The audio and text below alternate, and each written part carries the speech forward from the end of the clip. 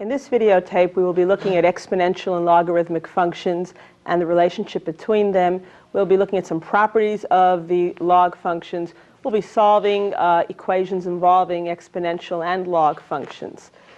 Let's get started with the following problem. Let's sketch the graph of the equation y equals 2 to the x. We have here an exponential function. The base is 2. The power is x. What we're going to do is make a table of values, pick various x values, and find out which y value is associated with each of these x values. Let's try -3, -2, -1, 0, 1, 2, and 3. If x is -3, we get for y 2 to the -3 power, which is 1 over 2 cubed, or 1/8. Similarly, if x is -2, we get 2 to the -2 power, which is 1 over 2 squared, or 1/4. Here we get 2 to the -1 power, which is 1 over 2 to the first power. Here we get 2 to the 0, which is 1. 2 to the 1, which is 2. 2 to the second, which is 4. 2 to the third, which is 8.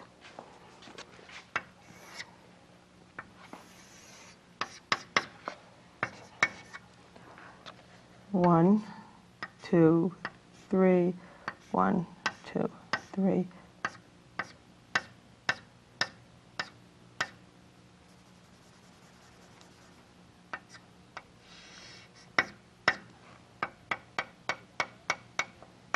Okay, let's plot the points. We have -3, 1/8, -2, 1/4, -1, 1/2, 0, 1, 1, 2, 2, 4, and 3, 8. Connecting them and extending what we get a typical exponential function which has the negative x-axis as an asymptote and increases in this direction. Y is never negative, since 2 to a positive or a negative power comes out to be positive. In fact, y is not even equal to 0.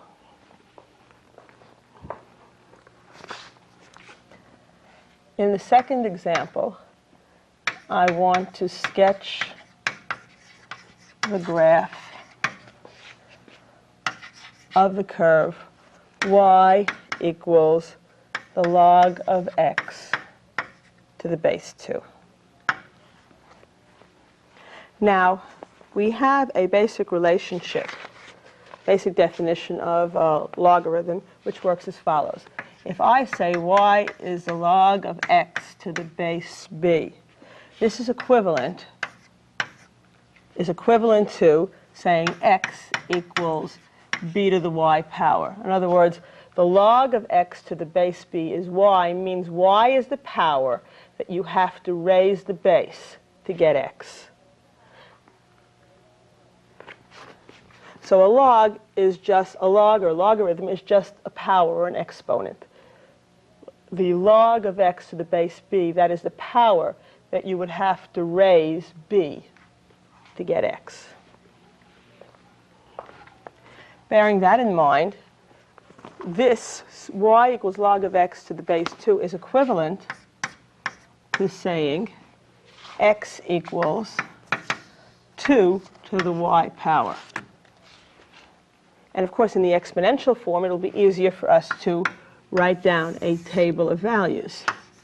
However, because of the way it's set up, I'm going to pick y values and substitute in various y values and get the various x values. I'm going to let y be -3, -2, -1, 0, 1, 2, 3. And my x value, well, if y is -3, for x I'll get 2 to the -3 power, or 1 over 2 cubed, or 1/8. Here I'll get 2 to the minus 2, or 1 over 2 squared, or 1/4. 2 to the minus 1, or 1/2. 2 to the 0, or 1. 2 to the 1, or 2. 2 squared, or 4. 2 cubed, or 8. And let's plot these points. See what we get. The x values are going to go from 1/8 to 8. So let's say 1, 2, 3, 4, 5, 6. Keep doing that.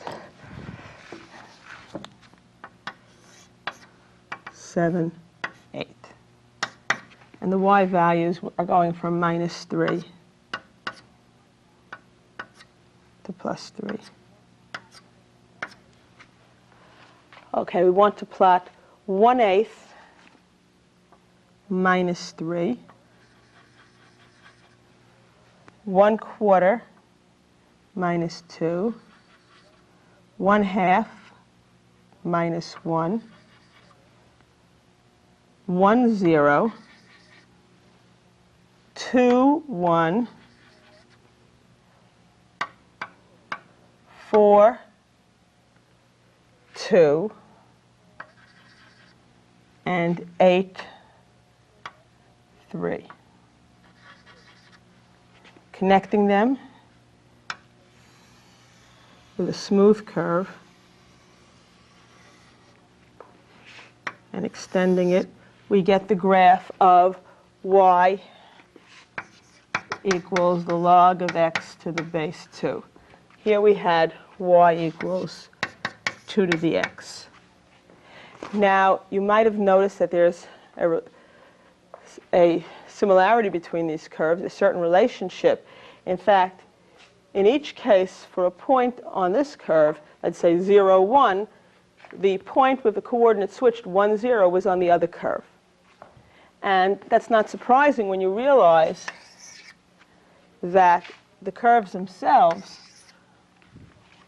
were just like each other, except the x and the y values were interchanged. Since this was really y equals 2 to the x and this was x equals 2 to the y, it is not surprising that they have, in other words, any point on this curve has a corresponding point on this curve with the x and y values interchanged. In fact, if you knew that, if I looked in the beginning and I said y equals 2 to the x is this, and x equals 2 to the y is this, I wouldn't even have to go through a table of values, but I could get the picture of this function by drawing in the 45-degree line, the line y equals x, and pretending that this is a mirror. The graph of the other function, which is x equals 2 to the y, which turns out to be its inverse, is actually the reflection of this curve through the 45-degree line. So what we wind up with is something that looks like this.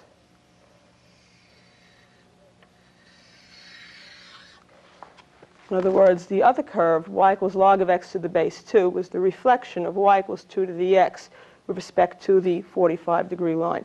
So if you knew that these were really inverses, you would only have to sketch one of them and then reflect the picture through the 45-degree line. Pretend that this was a mirror, and this is what you would see, and this would be the graph of the other curve. Okay, y equals 2 to the x refers to this one. And we could have gotten the picture of x equals 2 to the y by reflecting through the 45-degree line.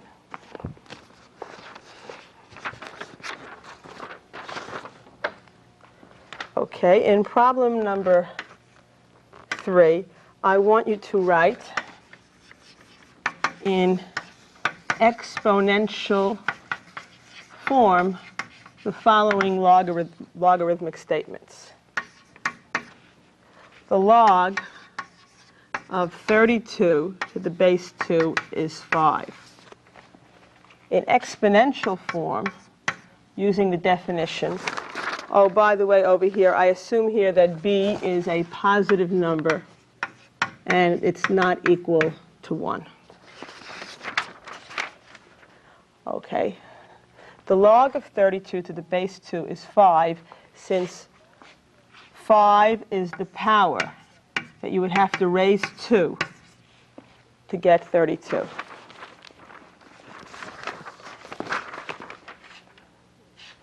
What is the logarithm of 32 to the base 2?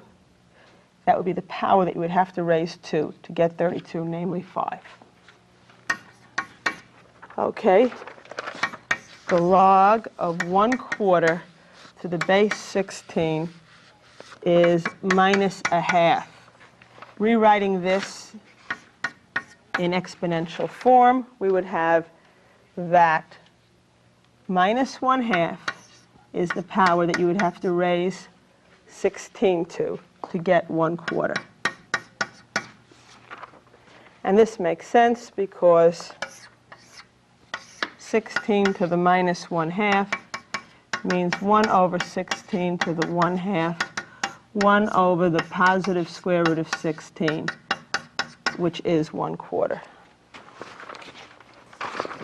So the log of 1/4 to the base 16 is minus a half, since minus a half is the power that you would have to raise the base to get 1/4. I want you to write each of the following exponential statements in logarithmic form.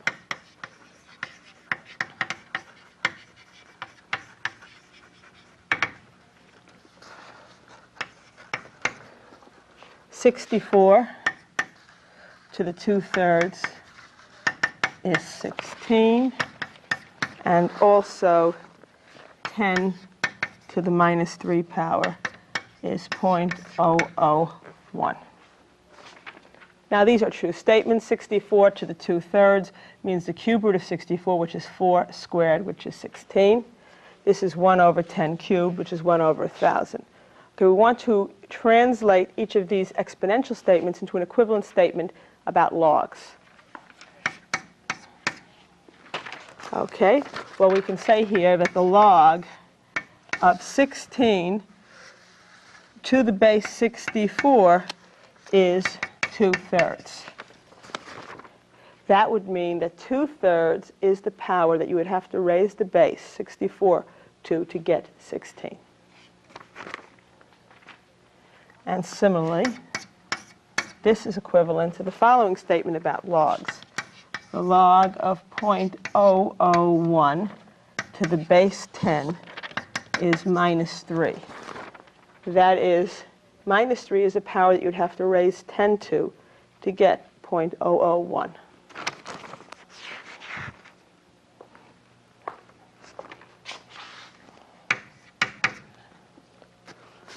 Okay, now in problem 5, I want you to evaluate each of the following logarithms. Okay, we're going to bear in mind that y equals log of x to the base b is equivalent to x equals b to the y, where b is positive and not 1. Okay, in part A, we want to find the log of 25 to the base 5. So what we do is we assign a value, all right, to this. Having assigned a value to the log of 25 to the base 5, we then write the equivalent expression in exponents. Okay, the log of 25 to the base 5 is t, means that t is the power that you would have to raise the base 5 to get 25. And from this we can see that since 25 is 5 squared, t must be equal to 2. What power do you have to raise 5 to get 25? The second power. T is 2. So the log of 25 to the base 5 is 2.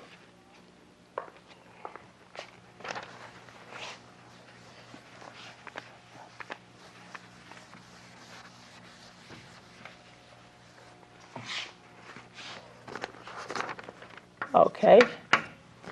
In part B, what about the log of 1/5 to the base 5? The log of 1/5 to the base 5, let's call that t. The equivalent statement in powers, in exponents, is that t is the power that you would have to raise 5 to to get 1/5. 5 to the t is 5 to the minus 1 power, so t is minus 1. What is the power you have to raise 5 to get 1/5? Minus 1 power. 5 to the minus 1 is 1 over 5 to the 1, or 1/5. In problem C, what is the log of 4 to the base 16? Let's say this is the question. Then you assign this a value so that you can proceed. We call this t. And then we write the equivalent expression that says t is the power that you'd have to raise the base 16 to get 4. Now, if you happen to know this off the top of your head, fine. If not, you try to get the similar bases on both sides. 16 is really 4 squared. This is 4 to the 1. And we can now, when the bases are equal, we can equate the powers. 2t is 1, t is 1/2. Now, some people might be able to say right away, look, this has to be the 1/2 power because the square root of 16 is 4. And that's fine. If not, you'd have to write 16 as 4 squared. And 4 squared to the t is 4 to the 2t power is 4 to the 1. 2t must be equal to 1. T is 1/2. And finally, in part D, what is the log of 8 to the base 4? We'll call that, once again, t. This is equivalent to saying that t is the power that you'd have to raise 4 to get 8. Now, we're looking for a common base. 8 is 2 cubed. 4 is 2 squared. So if we want to get a common base, we're going to have to use the 2 here. 4 to the t is equal to 8. 2 to the 2 to the t is equal to 2 cubed. From this, when they have the same base, we can equate the powers. 2t equals 3, t equals 3/2. What is the power that you would have to raise 4 to get 8? The 3/2 power. And we can check that. 4 to the 3/2 means the square root of 4 cubed, which is 2 cubed, which is 8. So it does check out. Okay, in problem 6, we want to rewrite the following statements in terms of simpler logarithms using the properties of logarithms. First one, we have the log to the base 2 of x to the 5th y cubed times z squared. Now there's a property of logs that says the log of a product is the sum of the logs of the factors. So I can write this as the log of x to the 5th plus the log of y cubed plus the log of z squared, all logs taken to the base 2. So the log of a product is equal to the sum of the logs of the factors. So the log of x to the 5th plus the log of y cubed plus the log of z squared, all logs to the base 2. Now we have another property of logs that says the log of x to a power is just the power times the log of x. Whereas you can bring the power down in front. So this becomes 5. Instead of the log of x to the 5th, it's 5 times the log of x. Instead of the log of y cubed, it's 3 times the log of y. Instead of the log of z squared, it's 2 times the log of z, all logs to the base 2. And in this form, you can leave it.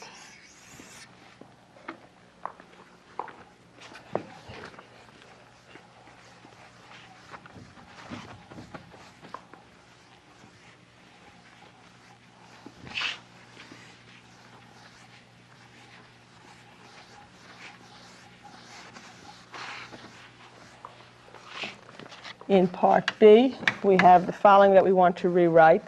The log to the base 5 of 125 times the square root of x over y squared z squared. The log of a fraction is the log of the numerator minus the log of the denominator. All logs here to the base 5. The log of a product is the sum of the logs of the factors. The log of a quotient is the log of the numerator minus the log of the denominator. Now we have a product here and a product here. Well, the log of a product is the sum of the logs of the factors. So we have the log of 125 plus the log of the square root of x minus the log of y squared plus the log of z squared, all logs to the base 5.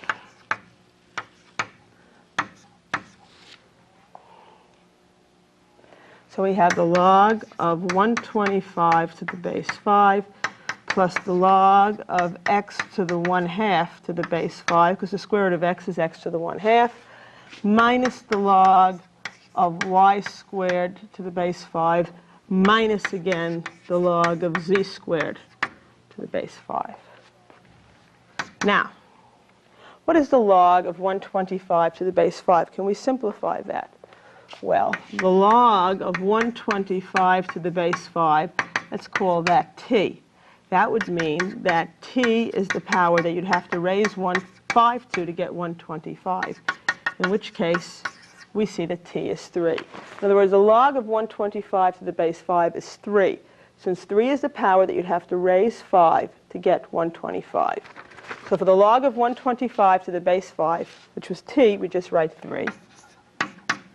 The log of x to the 1/2 power we write as 1/2 the log of x. The log of y squared we write as 2 times the log of y. There's a minus in front. And the log of z squared we write as 2 times the log of z, also with a minus in front. So our final answer is 3 plus 1/2 the log of x to the base 5 minus 2 times the log of y to the base 5 minus 2 times the log of z to the base 5. Exponential and logarithmic equations. So let's solve each of the following equations. In part A, 4 to the x is 1 over 64. We try, where possible, to, when we have an exponential equation like this, to have the same base on both sides of the equation. So 4 to the x is 1 over, now 64 is really 4 cubed.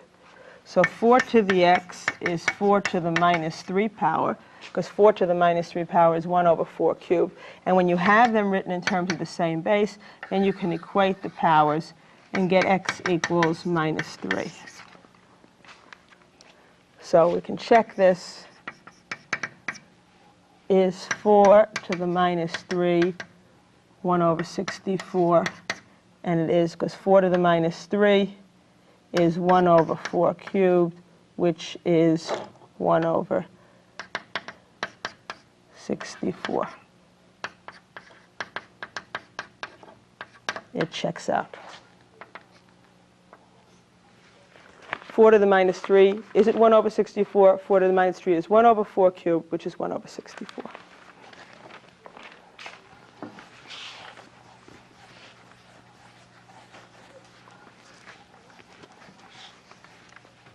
Okay. In problem B, we have the following. 8 to the x is 16. Now, 8 and 16 are both powers of 2, so that will help us. 8 we'll write as 2 cubed, and 16 is 2 to the 4th. So 2 to the 3x equals 2 to the 4th.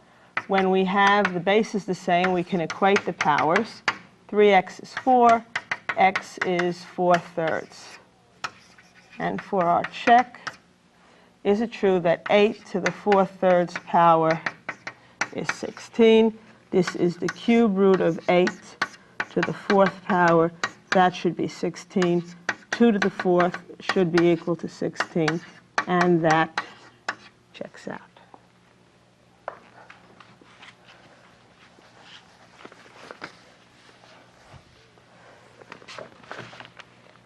In problem C, we have the following logarithmic equation. The log of x plus 2 to the base 2 plus the log of x minus 5 to the base 2 equals 3. Okay, well, we have the sum of two logs. We can write this as the log of their product. The log of a product is the sum of the logs of the factors. The reason I'm doing this, however, is to make it look more like this. This is the log of something to the base 2 is 3. This is equivalent to the following expression in exponents. Okay, the base is 2. The log is 3. This means that x plus 2 times x minus 5 has to be equal to 2 cubed. The log of this to the base 2 is 3. That means 3 is a power that you'd have to raise the base to get this number in the box. I'm just matching it to what we have over here in the definition. The log of this thing to the base b is y. It means that this thing is b to the y power. Okay, this is x. Let's multiply it out. X squared minus 5x plus 2x minus 3x minus 10 is 8. X squared minus 3x minus 18 is 0. We have a quadratic equation here which factors. X minus 6 times x plus 3 is 0. We were looking for two numbers which multiplied to minus 18 and added to minus 3. They were minus 6 and plus 3, giving rise to two possible solutions, x equals 6 and x equals minus 3. Now let's check it and see if they work out.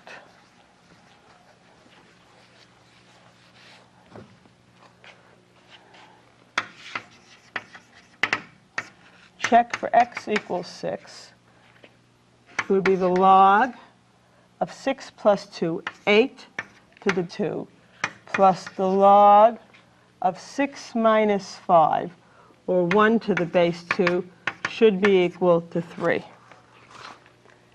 Okay, what's the log of 8 to the base 2? What power do you have to raise 2 to get 8? The answer is 3. What is the log of 1 to the base 2? What power do you have to raise 2 to get 1? 0, because 2 to the 0 is 1. This should be equal to 3, and of course it checks out. So x equals 6 is an answer.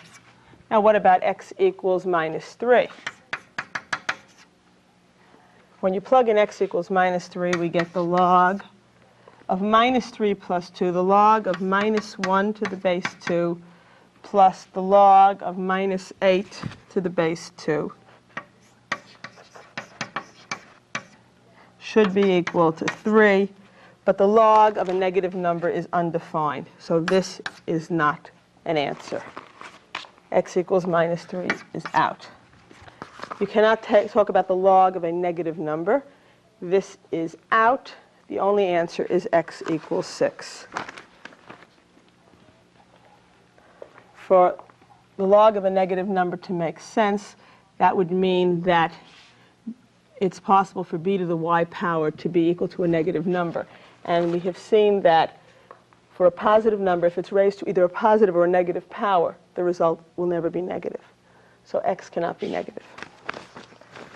And the log function is not defined for negative numbers.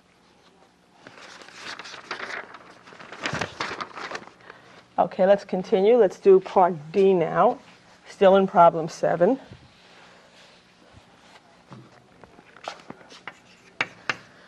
Four to the 1 minus x equals 8 to the x minus 6. Well, 4 is 2 squared, and 8 is 2 cubed. Equating the powers, 2 times 1 minus x is 3 times x minus 6. Because if 2 to the a is equal to 2 to the b, a must be equal to b. We're equating the powers. 2 minus 2x equals 3x minus 18.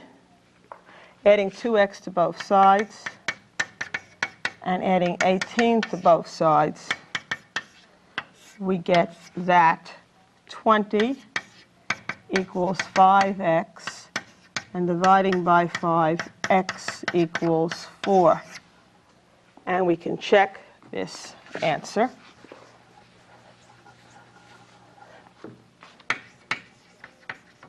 Check on x equals 4. 4 to the 1 minus 4 power should be equal to 8 to the 4 minus 6 power. 4 to the minus 3 power should be equal to 8 to the minus 2 power. 1 over 4 cubed should be equal to 1 over 8 squared. 4 cubed, 4 times 4 times 4 is 64. 8 squared is also 64, and so it checks out. So x equals 4 is the answer to this problem. Let's now try problem E in number 7.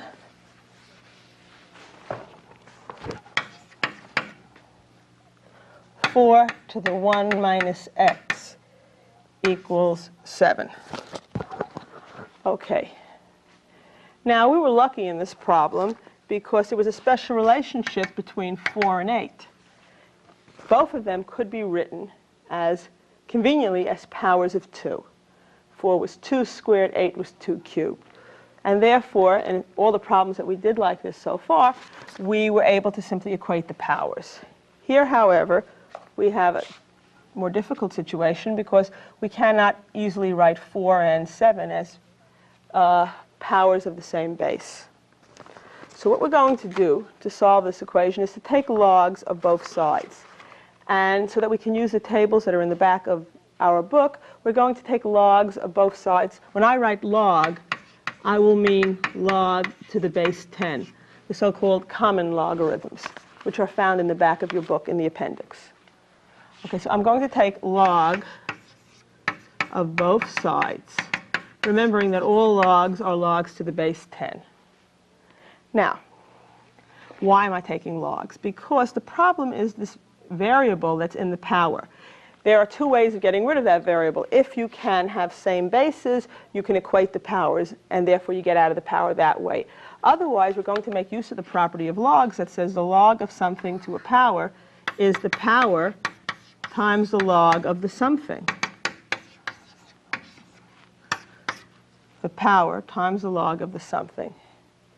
And doing this enables me to now solve for x. I get that 1 minus x is log 7 divided by log 4. In other words, I divided both sides by log 4. And if I want to get x, I'll add x to both sides. So 1 is equal to log of 7 over log of 4 plus x. And finally, x equals 1 minus log of 7 over log of 4. All of these logs, of course, to the base 10. Looking in the table in the back of the book, we can compute the log of 7 to the base 10 to be 0.8451, and the log of 4 to the base 10 to be 0.6021. So we get 1 minus 1.4036 for an answer of minus 0.4036. That's what x equals. To check this, you'd need a calculator to show that 4 to the 1 minus a minus 0.4036. In other words, that 4 to the 1.4036 power is approximately 7. You won't get exactly that because of the fact that there are errors here in the last place.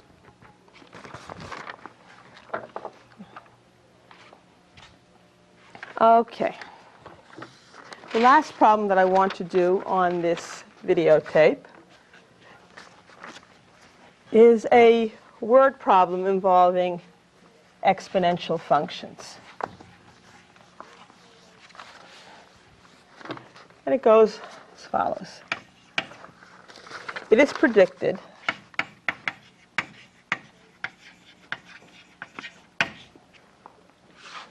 that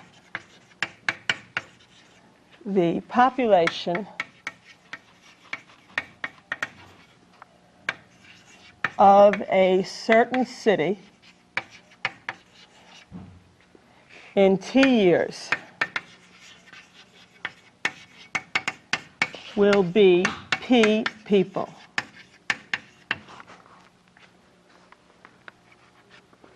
Where P is equal to 5,000 e to the 0.04 t. It is predicted that the population of a certain city in T years will be P people, where P is 5,000 e to the 0.04 t. If this prediction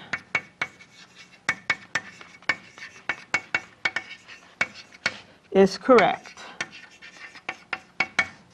how many years will it take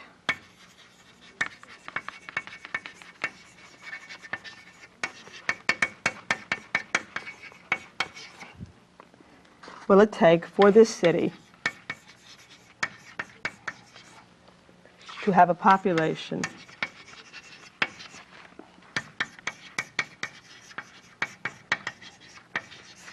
of 15,000 people?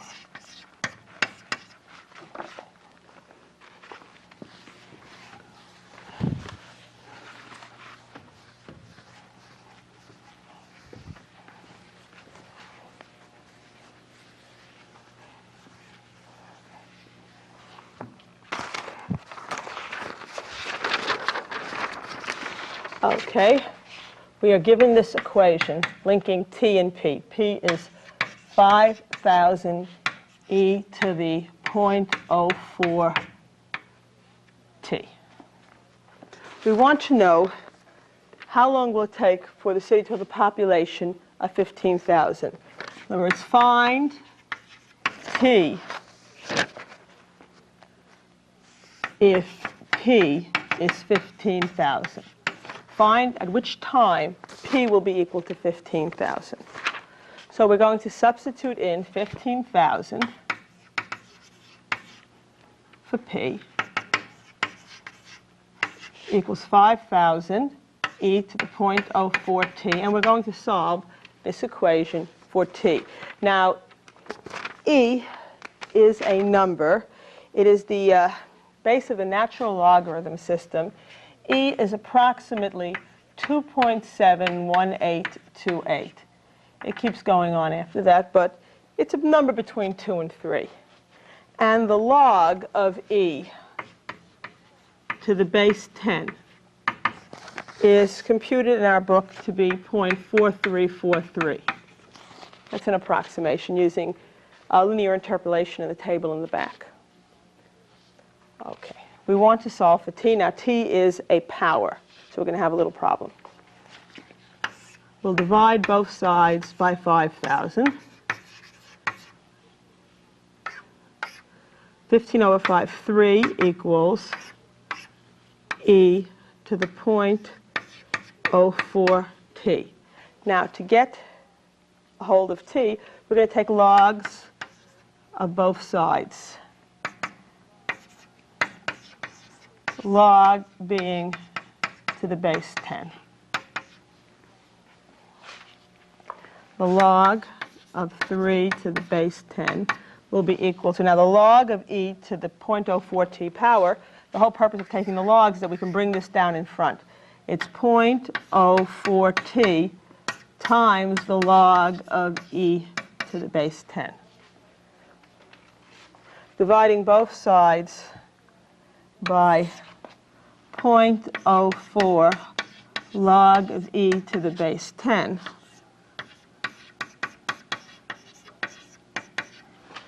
We get that t equals, because the 0.04 cancels, the log of e to the base 10 cancels, so we have t alone on the right side equals the log of 3 to the base 10 divided by 0.04 times the log of e to the base 10. Now, the log of 3 to the base 10 in the table in the back of the book is 0.4771. Now 0.04 times the log of e to the base 10, which is computed in the book to be 0.4343. This gives us 0.4771 divided by 0.01737. And this, when you do the division, comes out to be 27.47, and that would be years. So the question would be, how long will it take for the city to have a population of 15,000? Okay, and the answer is 27.47 years. At that time, the population will have grown to 15,000, assuming the rate of population growth is governed by this equation that was given. This was the prediction. Assuming this is correct, okay, it'll take 27.47 years to achieve a population of 15,000 in that city. And that brings us to the end of this tape.